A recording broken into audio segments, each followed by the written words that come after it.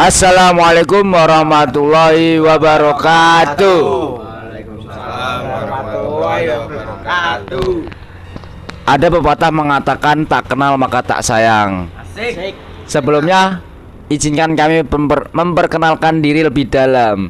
Kami dari kelompok 6 akan memperkenalkan diri satu-satu. Saya sebagai host di podcast hari ini bernama Muklisul Huda, absen 23. Dan saya sebagai narasumber Farelian Arya Saputra, nomor absen 15. Dan saya sebagai narasumber, perkenalkan nama saya Dodi Dimas Saputra, absen 14. Nggih. Dan saya sebagai narasumber yang bernama Gilbert Rifki Raga Saputra, berabsen 17. Saya Muhammad Ramandika sebagai narasumber juga, absen 21. Saya Tegar Ahmad Kafizin, absen 34 sebagai narasumber juga. Hari ini kita akan membahas podcast tentang perang Aceh ya.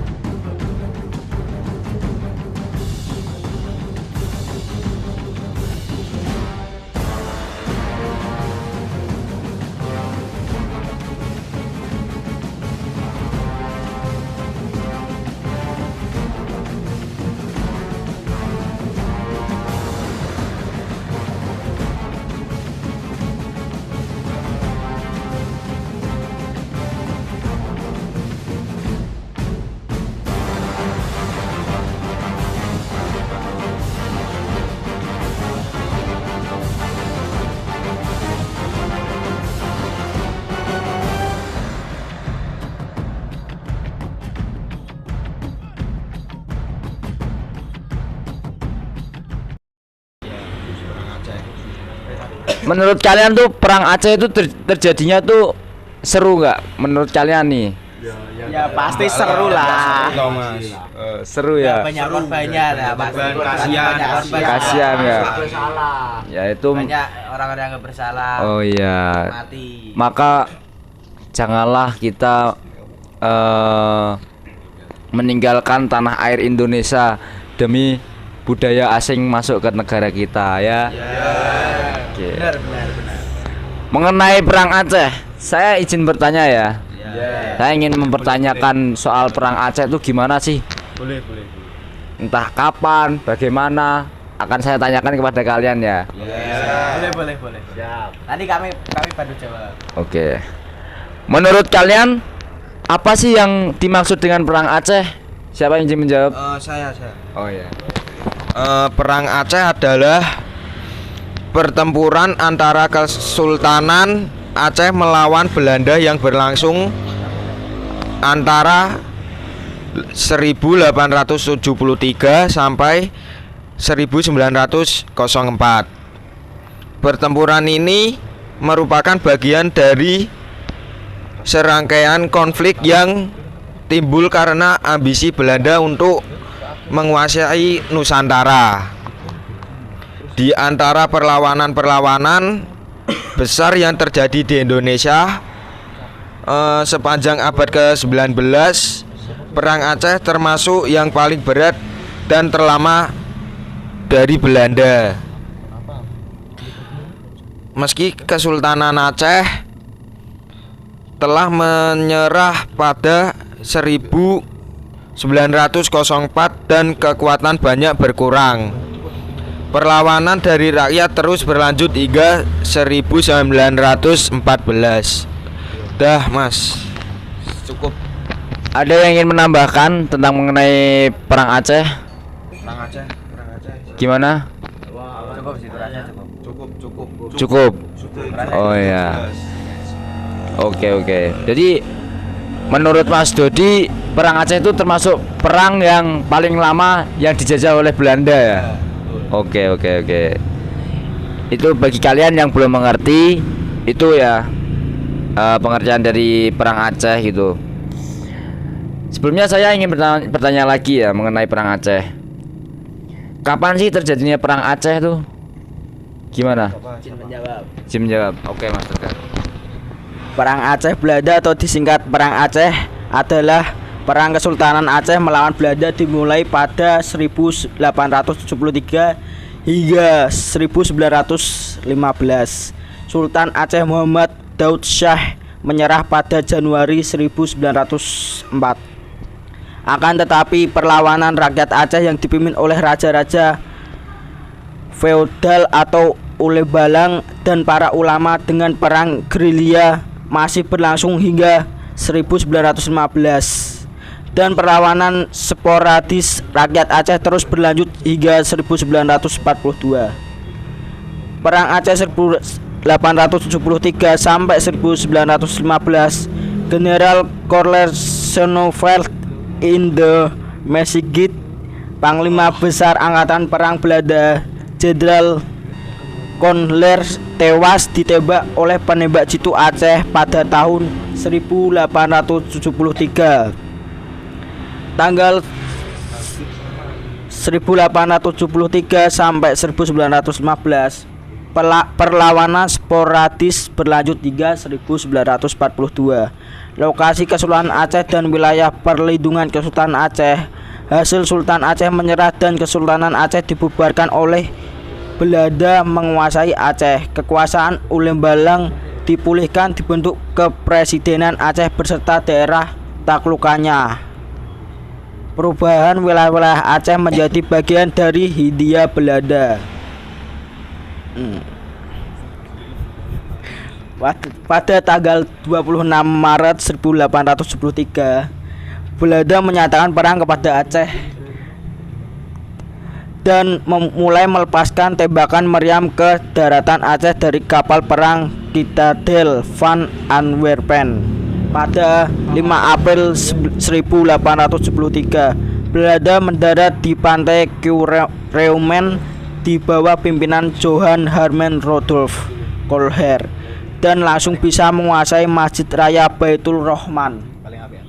Colher saat itu membawa 3.198 tentara, sebanyak 168 diantaranya para perwira. Dah cukup. Oh, jadi berikut tuh bagaimana terjadinya perang Aceh ya. Cukup rinci sekali ya Mas. Sangat jelas. Sudah cukup rinci sekali. Ternyata Mas Tegar sangat komplit.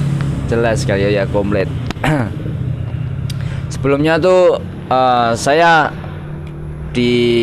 selain bertanya-tanya tuh saya juga ingin cerita mengenai perang Aceh tuh. Menurut kalian tuh perang Aceh itu menjadi sebuah semangat untuk kita membela tanah air untuk generasi para muda nih. Gimana nih kata-katanya apa gitu yang untuk membangun semangat para jiwa pemuda saat ini gitu loh. Gimana tuh pendapat kalian? Untuk membangun. Ya, membangun kayak biar pemuda sekarang tuh biar semangat gitu loh. Jangan HP terus gitu. Nah, salah satu contohnya tuh kayak main HP, ngegame. Nah, gitu. Gimana menurut kalian tuh apa yang membuat para pemuda tuh biar semangat, cinta tanah air gitu loh? Siapa yang menjawab? Ya pastinya kalau kita mau membangun semangat buat Indonesia ya kita harus perbanyaklah belajar membaca buku, Jangan hanya bermain HP dalam kamar, ngegame. Kita juga harus belajar mengenai sejarah-sejarah dahulu, perang-perang dahulu gitu. Kita juga harus pelajari dari mulai penjajahan Belanda, Jepang. Itu kita juga harus pelajari. Nah, kalau kita lupakan sejarah itu bagi Indonesia, bagi anak muda-muda sekarang itu banyak yang apa ya? Banyak yang melupakan sejarah-sejarah Indonesia. 60% lebih ya. Ya, bahkan cuman ya sedikit, hampir sedikit lah pemuda itu yang belajar mengenai sejarah-sejarah Indonesia dahulu, buat Indonesia itu sering dijajah-jajah oleh negara-negara lain. Jadi ya buat semangat para pemuda-pemuda Indonesia, kita harus belajar mengenai sejarah-sejarah, membaca-baca buku sejarah Indonesia. Ya ini pasti kita belajar sejarah-sejarah juga. Ya saya aja menambahkan ya kayak contohnya tuh kayak kita mencintai produk Indonesia, kita jangan melupakan sejarah gitu ya. Budaya, sosial. Kita harus menghormati antar agama biar kita tidak pecah belah gitu ya. Harus merangkul satu sama lain. Nah, benar. Ya, ada berbeda-beda. Intinya jangan lupakan sejarah, teman-teman. Oke, kita lanjut mengenai perang Aceh ya. Siapa saja yang berperan di dalam perang Aceh sih? Siapa yang ingin menjawab nih? Ya boleh sih. Oke, siap. Aduh, ini tokoh perang Aceh ini banyak sekali nih. Ini mau sebutin semuanya Pak, mau berapa ini? Boleh. Ini mau semuanya nih. Semuanya. Kalau bisa lengkap, kenapa enggak? Boleh, siap. Dalam pertempuran ya berlangsung itu lebih dari 3 dekade itu muncul tokoh-tokoh perjuangan dan pemimpin perang Aceh. Tokoh perang dari Aceh itu yang pertama ada Sultan Mahmud Syah, 2 Sultan Muhammad Daud Syah, Panglima Pak Polem, Teungku Cik Ditiro, Teungku Umar, Cut Nyak Dien, Cut Meutia, tokoh perang dari Belanda. Dan masih ada lagi J.R. Kohler, Jan van Swieten, Johannes Pel, Karel van der Hegiden, Henry Demeni, Jan Jacob, Karel de Maulin, Godfried van Dalen, Johan Cornelis van der Wijk, Johannes Benedictus van Huys. Rasa itu yang saya ketahui mengenai tokoh-tokoh dari perang Aceh. Terima kasih atas penjelasannya Mas Yan. Ternyata sangat ini ya, susah ya nama-namanya ya. Itu nama-nama Orang-orang ya. Nama-nama Paham. Makanya orang Indonesia tuh nggak ada yang namanya kayak Franciscus, jarang ya kita mendengarnya ya. Oh, Nggak ada kayak hampir 90% tuh namanya tuh Joko, Selamat gitu ya. Edi, Hartono. Ya itu nama-nama kayak penjajah-penjajah itu kayak luar negeri jarang kita kenal ya. Contohnya Tegar Ahmad Hafizin gitu kan, nama Indonesia banget gitu loh. Ya, yang pastinya kan setiap nama orang itu kan juga memiliki arti yang tersendiri, Mas. Jadi kita jangan salah menilai nama orang itu dari melihat dengan namanya aja. Kita juga harus bertanya apa sih arti nama tersebut. Oke, sangat rinci sekali ternyata.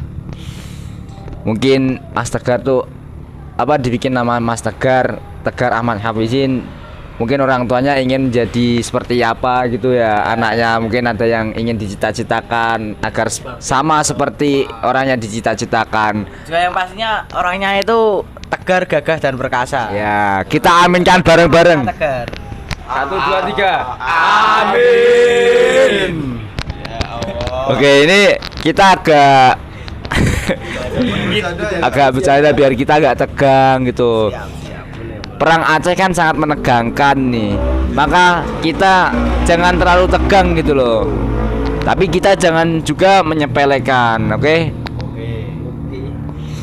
Oke, kita mengenai perang Aceh lagi nih. Saya ingin bertanya ya kepada kalian nih, siapa yang bisa menjawab nih? kenapa perang Aceh itu bisa terjadi itu?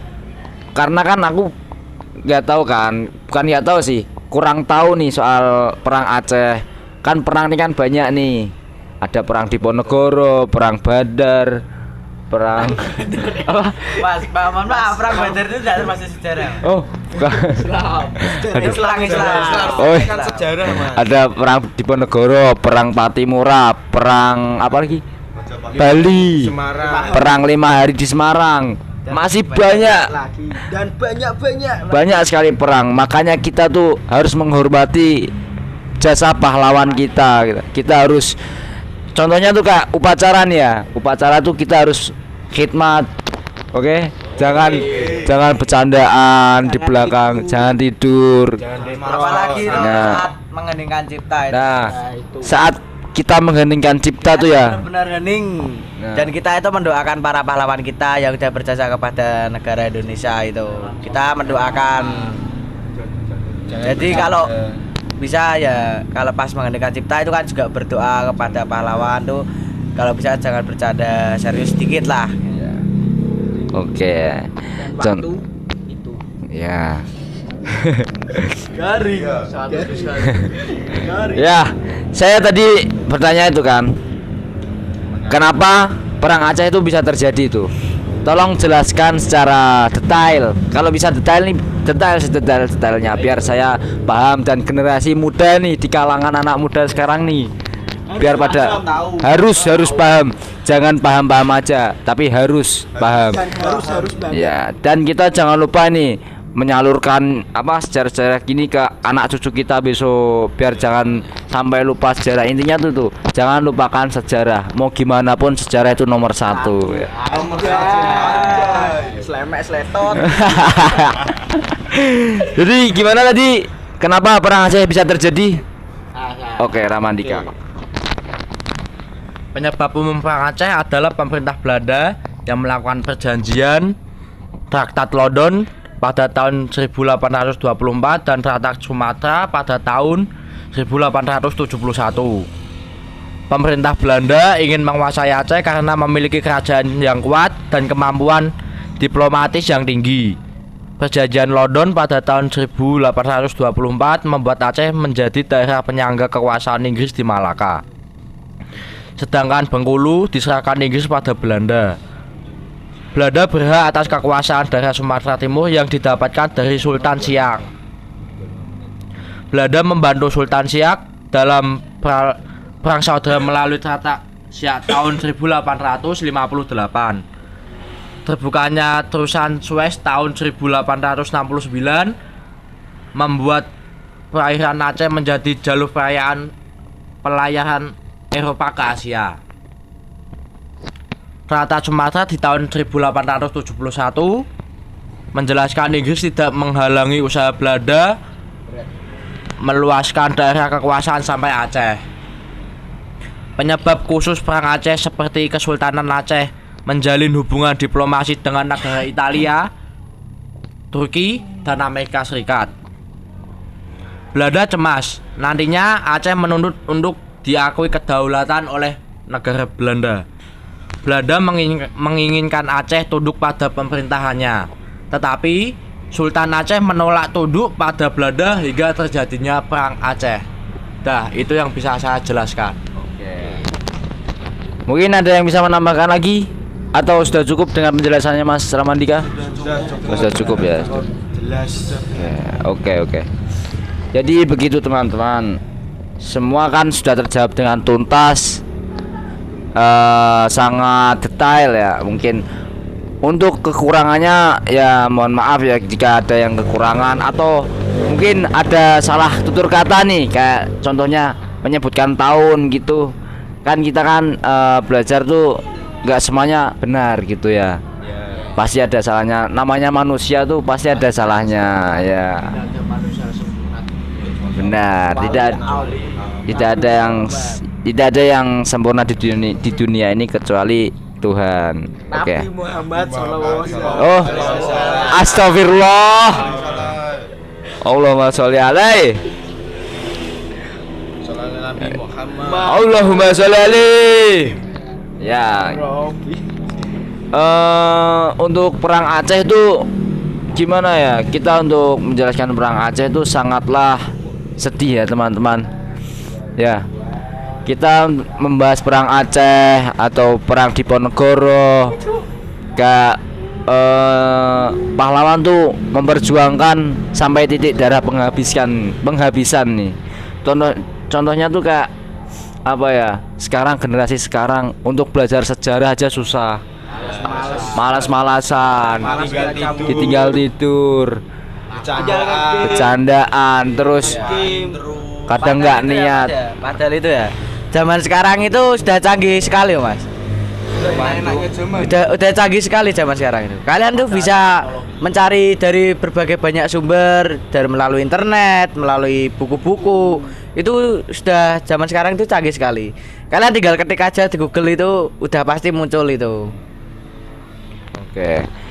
Jadi apa ya? Sekarang tuh anak muda tuh kebanyakan suka game sampai melupakan sejarah. Ditanyain perang Aceh nggak tahu. Contohnya tuh kayak siapa ya? Adalah teman saya tuh kayak ditanyain perang ini apa ya? Jawabnya ini perang Diponegoro nih contohnya. Ntar jawabnya perang Aceh. Perang Aceh ditanya, ntar jawabnya perang 5 hari di Semarang. Jadi tuh kita jangan sampai kayak kebalik-balik gitu. Kita jangan lupakan sejarah. Orang sekarang belajar aja susah, apalagi disuruh perang nih. Gimana? Tambah susah. Orang kita melawan kemalasan sendiri aja kita susah Mas. Udah susah pas sendiri. Lawan Belanda. Gak usah Belanda, sekarang tuh banyak perang di Indonesia, perang antar daerah nih. Indonesia tuh dijajah dengan di dalam negerinya sendiri nih. Ibaratnya kayak kita di dalam suatu negara, tapi di dalam suatu negara itu perang sendiri-sendiri kan jadinya pecah ya kan? Iya. Bener nggak? Saya menambahkan contoh yang paling simpel aja Mas. Contoh perang paling simpel itu ya perang antar sekolah, antar SMP, antar SMA itu udah paling simpel. Itu sangat apa ya, kayak sangat memprihatinkan ya. Ya, itu sangat fatal sekali itu. Itu bukan merangkul satu sama lain tapi itu memecah belah satu sama lain. Ya itu contoh kecilnya. Kayak perang antar sekolah. Emang tujuannya itu buat apa perang antar sekolah? Tawuran, terus bolos sekolah. Emang tujuannya buat apa lah? Bertengkar kan, tawuran, bertengkar, merokok, iya, minuman keras, kayak apalagi memakai obat. Itu tujuannya kan cuma satu kan? Apa? Untuk kayak ini loh aku gitu loh. Untuk menonjolkan diri sendiri, bener gak? Biar semua orang tuh tahu ini aku ini paling jago nih sekolah ini. Saya mau ngadu nih kayak ke sekolah lain lah, coba ntar tambah musuh gitu loh. Jadi kita kan untuk mencari teman tuh susah. Kalau mencari musuh tuh paling gampang. Contohnya nih, saya mukul sekali, jebret gitu. Dia nggak terima nih, pasti ntar cekcok. Lah itulah contoh kecil yang memecah belah negara kita nih. Apa tadi contohnya apa? Tapi itu jangan salah. Kalau ingatkan inilah saya, inilah aku. Tapi jangan salah. Kata-katanya gini. Di atas langit itu masih ada langit, Mas. Masuk. Ingat itu. Di atas langit masih ada langit. Sejago-jagonya orang berantem masih ada orang yang lebih jago, yaitu orang bertinju. Aduh. Di atas langit masih ada petinju. Apa Di atas langit masih ada petinju. Di atas petinju itu masih ada orang kungfu. Iya. Kalau ya, itu kan juga ngano itu ilmunya itu udah tinggi itu. Jadi jangan salah. Ingat aja di atas langit itu masih ada langit. Ini kita bicara gini tuh enggak nyeleneh bikin apa, ini kita memotivasi agar kaum para remaja-remaja tuh biar enggak kelewatan. Tahu Ini batas. ya tahu batas. Ini enggak jauh dari sejarah juga. Sejarah kan ibaratnya apa ya? Kita sejarah tuh mempersatukan bangsa untuk merdeka. Apa para pejuang tuh bener gak? Iya, Bener kan? Merdeka. Untuk merdeka kan? Kemerdekaannya satu tujuannya NKRI harga mati. Sampai mati. Solawat sampai mati itu slogan mafia solawat. Sebelum mati. Tobat sebelum mati. Ya kita membahas ini tuh nggak jauh dari sejarah juga. Kita tuh bener nggak? Loh, bener kan? Sangat benar sekali. Ini kan tadi kan contohnya kan kayak nggak usah tawuran, nggak usah itu kan memecah belah antar negara. Iya. Sedangkan perang tuh harus semua tuh dikumpulkan jadi satu baru kita perang gitu. Contohnya kan seperti itu. Jangan sampailah kita dijajah oleh negara kita sendiri. Bener nggak? Cintailah apa ya? Indonesia. Cintailah negaramu gitu loh, Indonesia. Oke? Solawat sampai mati.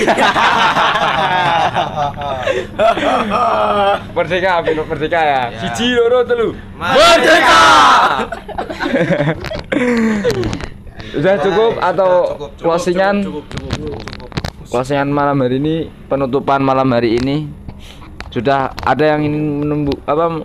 Ada yang ingin menambahkan. Kayaknya Gilbert. Oh, Gilbert. Coba gini, Gilbert. Ojo. Coba Gilbert. Saya izin menambahkan ya. Ya, silakan. Untuk akhir dari perang Aceh ini, untuk memenangkan perang Aceh, Belanda menggunakan siasat berupa penyamaran Snok Hurgrorje ke pedalaman Aceh. Tujuan penyamaran ini adalah untuk mengetahui titik lemah perjuangan rakyat Aceh. Selama 2 tahun menyamar Snok Hurgrorje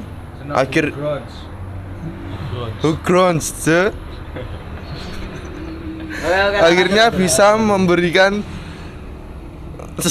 sejumlah usul kepada kerajaan Belanda dapat mengalahkan Aceh.